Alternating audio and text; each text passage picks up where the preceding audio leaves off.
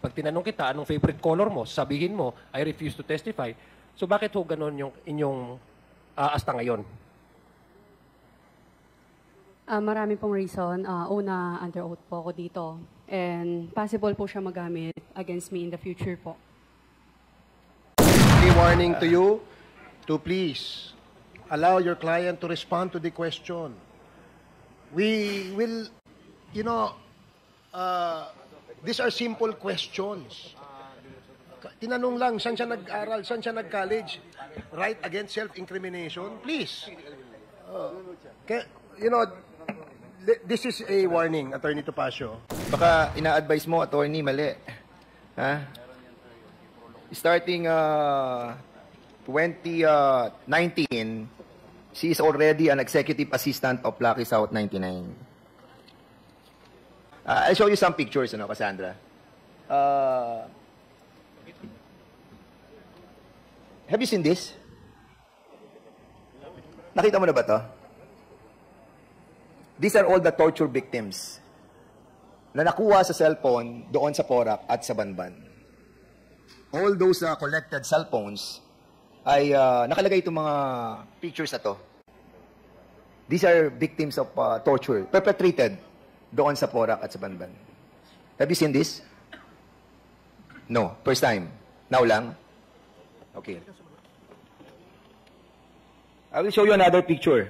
Ito mga pictures din. Ito naman yung mga namatay. They are 66 foreigners. Hindi makilala kung bakit sila namatay. Lahat sila, almost all Chinese. Natagpuan sila, almost everybody sa Region 3. So, nakita mo na ba sila? Hindi pa? Hindi pa rin? Hindi po. Okay. The reason why I showed you all these pictures is for you to realize the gravity of what you are into right now. Are you a incorporator of Lucky South 99? Hindi po. Hindi ka incorporator ng Lucky South 99? Never? Remember, you are under oath. Member ka or not?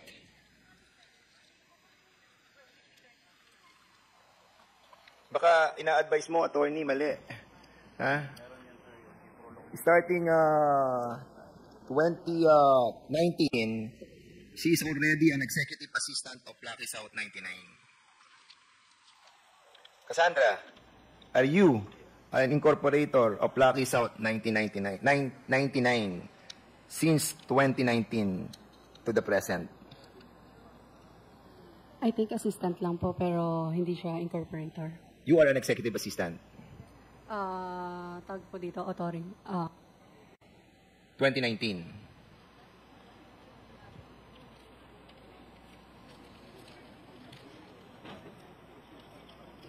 Tama, Cassandra?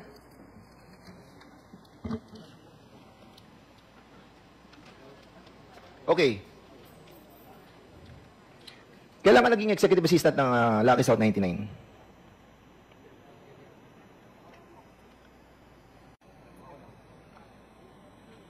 Kung pagbabasihan natin yung mga dokumento, November 2019, incorporated ka na doon. And you were like 19 years old during that time. Am I correct? Correct? Yes po. 19 years old. 19 years old. Paano ka nakapagtrabaho sa Lucky South 99?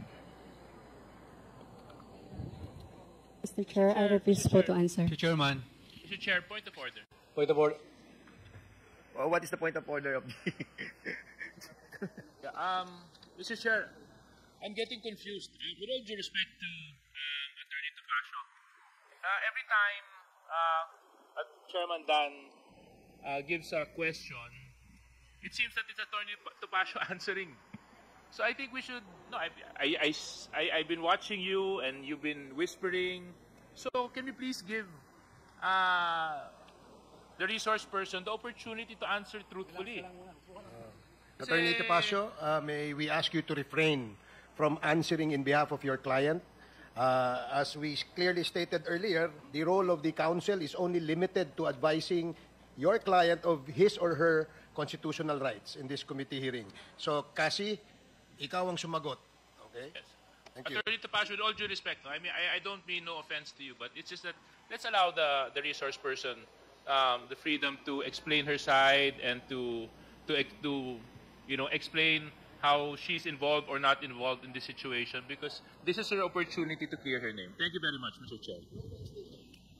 Okay, kasi sino nag-recruit sa'yo sa Lucky South 99? I refuse to testify po. Okay, yun ang una mong no? Yun ang una mong trabaho sa Lucky South 99? I refuse to testify po. Sorry, Mr. Chair. Tinatanong ko lang kung ano yun ang una mong trabaho. Pwede mo naman sabihin iba ang trabaho mo, di ba? Anong unang trabaho mo sa buhay mo? Pasensya na po ulit. I refuse to testify po. Saan ka nag-college? This will not incriminate you. It will po. What? Ang tinatanong ko, saan ka nag-college? I refuse to... Sabi mo, Pilipina ka, di ba? Did you study in the Philippines? I refuse po to testify po. Attorney Topacio, Can let we- this be a warning to you to please allow your client to respond to the question. We will,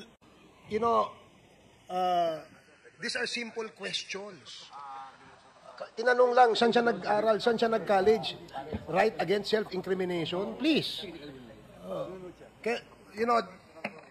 This is a warning, Attorney Topacio. Let her answer. Kasi, Mr. Chair, sagot mo lang ng tama ito dahil yung tanong na kung saan ka nag-aral ay hindi naman incriminating sa'yo. Bakit refuse to answer? Papipilitan kami i-contempt ka. Oh, so kasi, ang sabi ni Ronaldine Baterna, who happens to be in the Lucky South 99 and in the Wilwin Corporation, binigay niya yung mga cheque sa'yo at maraming milyon-milyon ang dumaang pera dito. So, ginamit mo yung checking account. Pasensya na po talaga. I refuse to testify po. Mr. Chair. Mr. Chair. We'll change na lang the question. If she feels that it will incriminate her, we will With the be... indulgence of Congressman Fernandez. Yes, is this a short interjection? Mr. Chair, Please proceed. I move to cite Cassandra in contempt. Second. There is a motion to cite Cassandra Ong in contempt for Mr. Chairman, violation of Section 11, Paragraph A and C of the Rules of Procedure governing inquiries in aid of legislation. Duly seconded. Do I hear any objections? Mr. Hearing Chair. none. Mr. Chair. Apologies, Mr. Chair. This is not an objection, but just a manifestation. In the spirit of due process, may we ask that the witness explain why she should not be cited in contempt? If she has any reason We'll give her whatsoever. that privilege. As, Thank you very much, Mr. Chair. Chairman, We can also ask you to be cited in contempt and removed from this room if you continue to disobey the warning of the chair. So again, I'd like to ask the counsel, Attorney Topacio, do you understand the ruling of the chair? Yes, Your Honor. I'm only advising her, Your Honor. Make sure that you only advise your client. Otherwise, we will be compelled to remove you out of this room and Yes, Your assign Honor. another lawyer for today's hearing for our witness, Ms. Cassandra Ong. Yes, Your Honor. Thank you. Maraming salamat. Please proceed, Congressman Rog Gutierrez.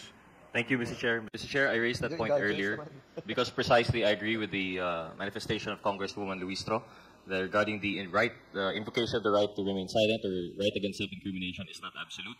Again, this is not a court of justice. However, given that we give deference to this right and we protect it, it must still follow the process, the due process provisions and rights that she may have.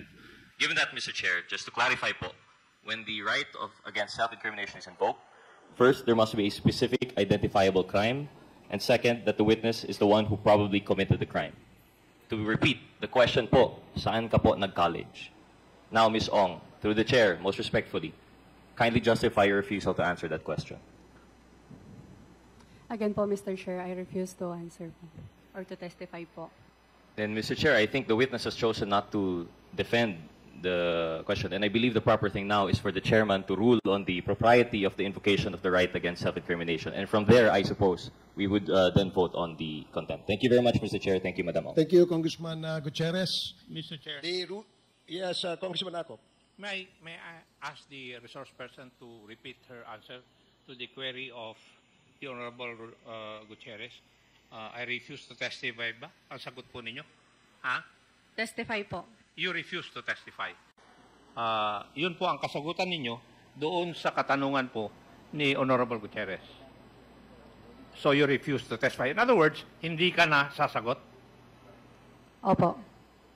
Mr. Chair, Mr. Chair. Mr. Chair. just in germane to that, just an observation. Yes, just an observation po, Mr. Chair.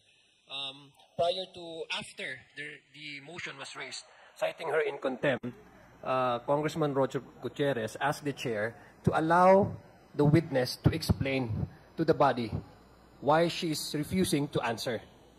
Now, Ms. Ong, ang sinasabi lang po ni Congressman Rog, bibigyan ka ng pagkakataon, explain sa amin kung bakit mo nire-refuse yung mga simpleng tanong tulad ng saan ka nag-college na hindi naman ho talaga siya incriminating. So yun lang ho yung binibigay sa'yo. Para maintindihan ho namin kung bakit ayaw mong sumagot. Binibigyan ka namin ng pagkakataon, explain po sa amin kung bakit ganyan yung asta mo na ayaw mong sagutin. Maski yung mga simpleng bagay, like pag tinanong kita, anong favorite color mo, sabihin mo, I refuse to testify. So bakit ho ganon yung inyong asta ngayon? Marami pong reason. Una, under oath po ako dito. And possible po siya magamit against me in the future po. Mr. Chair, if I may. Mr. Chair. Dahil hindi ka nagko-cooperate dito sa pagdinig na ito, there is now a motion, upon the motion by Congressman Benny Abante to cite you again for contempt. And hearing no objections from the members of this committee, the chair rules that you are cited in contempt. Okay. Is there any motion? Thank you, Mr. Chairman. For the second motion, Mr. Chairman, I move that Ms. Cassandra Ong will be detained in the duration in which until the committee report will be adopted in the plenary, Mr. Chairman. And it follows that the investigation will be terminated, Mr. Chairman. There is a motion to detain her as long as this committee hearing of the Quadcom completes its investigation, which as of this time, as we speak, is still undetermined as to the number of days. So until we terminate, hanggang matapos itong committee hearing na to, you are cited in contempt and you will be detained as a penalty for violating Section 11 of our rules.